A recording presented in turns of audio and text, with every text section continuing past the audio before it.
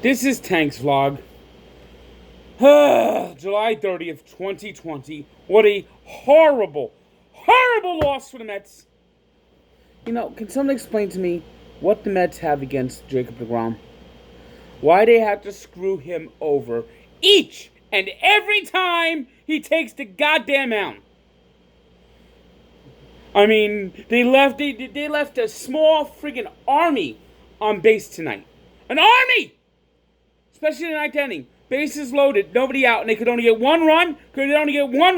I mean, Yoenis Cespedes, what are you swinging at?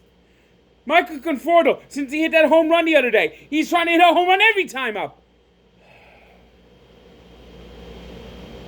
And Luis Rojas, what the fuck was he thinking tonight? He ran out a split squad style lineup. Okay, you want to get these guys at bats. But how about not doing it during the DeGrom start, please? Let DeGrom get some goddamn wins. I mean, Ruben Rivera. If you're going to have a catcher that can't hit, you might as well have Thomas Nido behind home plate. Because Ruben Rivera cannot block a fucking pitch to save his life. And Jimenez, good for him, getting his first career triple, getting his first career hit. But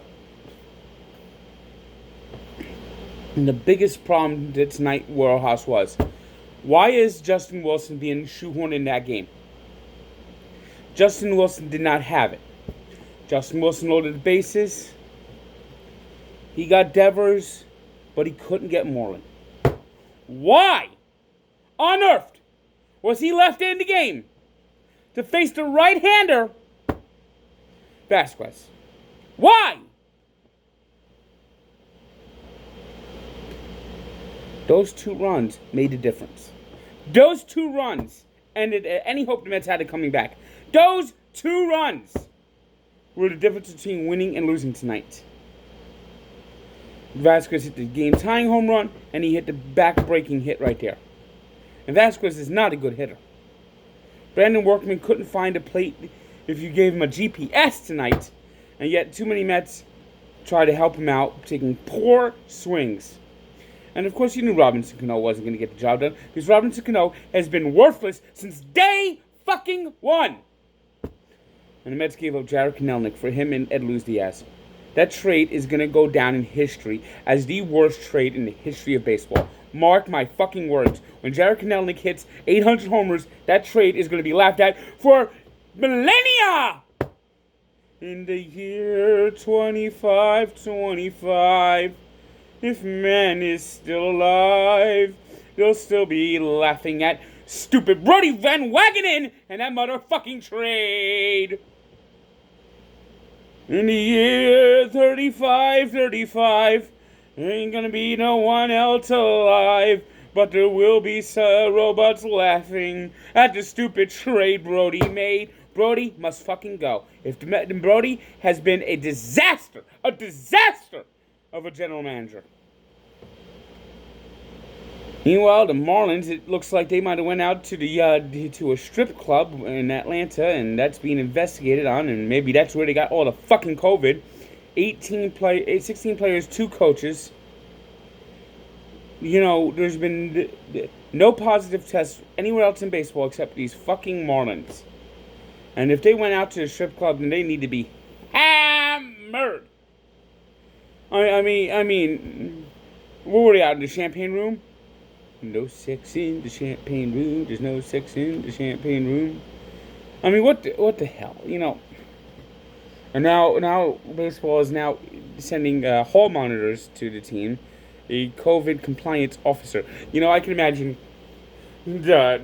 Well, Billy, what do you want to be when you grow up?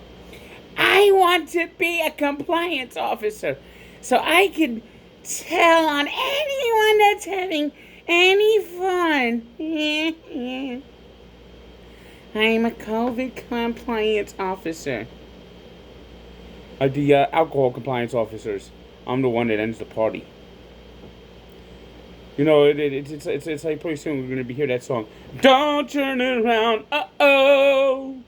Yeah, the compliance officer's in town. He's gonna make you go and wear a frown. Yeah.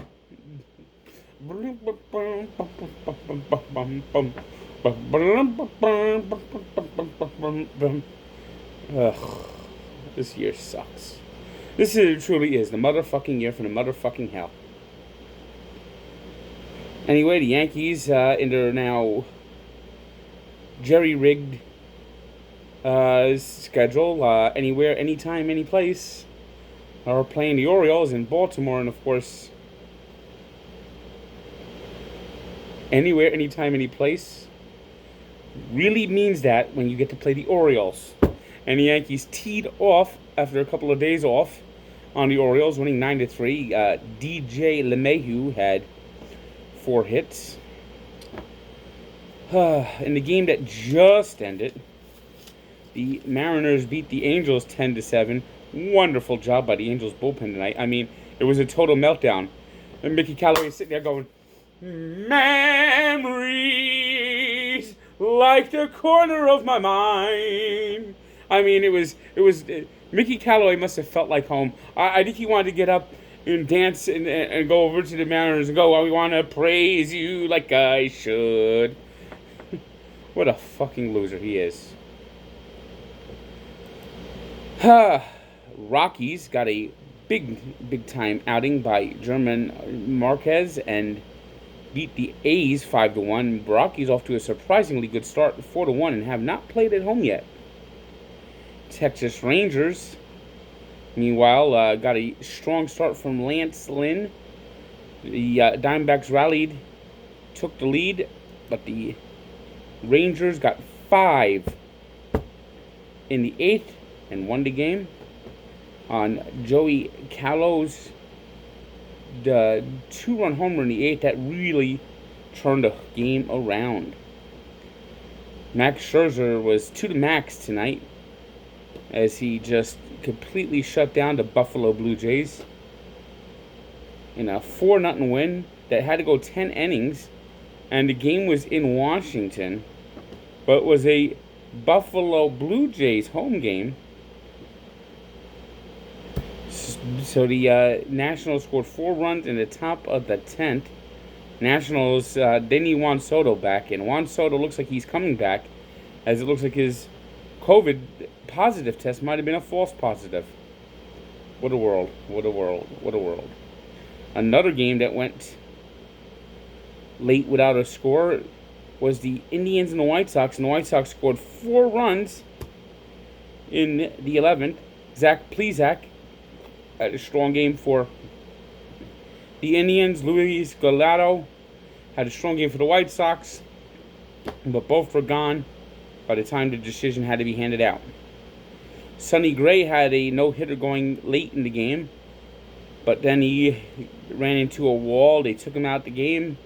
The Cubs scored 5 runs, but it wasn't enough as the Reds bludgeoned the Cubbies. Nick Castellanos hit another home run. Didn't do much with the Cubs last year, but he's certainly beaten up the Cubs last couple of days as the Reds won that one 12-7. Dodgers 4-2 winners in 12 innings. 2-run home run by Edwin Rios. It was the Brewers combining to 1-hit the Pirates. Nice start tonight by Brandon Woodruff as they won that one 3-0. Braves home opener. They beat the Rays 7-4. Nick Markakis has opted it back in, so that's going to certainly help the Braves offense. It was the Tigers 5-4 winners over the Royals. Twins beat the Cardinals 3-0. Good outing by Rich Hill. And Mike Yastrzemski with a walk-off into the bay as the Giants beat the Padres 7-6.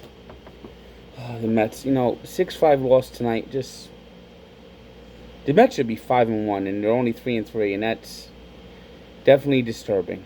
Definitely disturbing.